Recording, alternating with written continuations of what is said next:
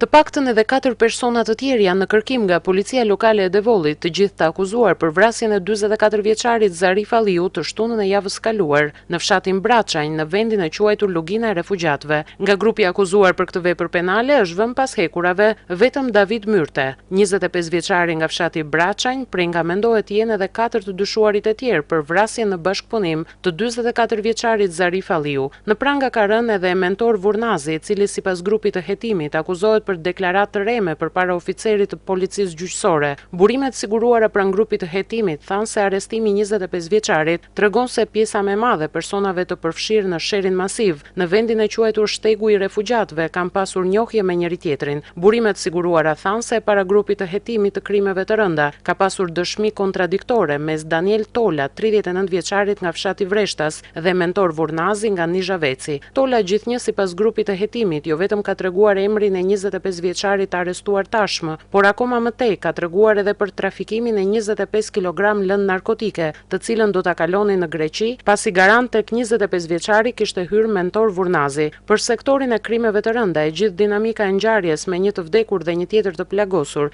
është e zbardhur. Për policinë mbetet vetëm arrestimi edhe i 4 personave të tjerë të përfshirë në këtë vrasje.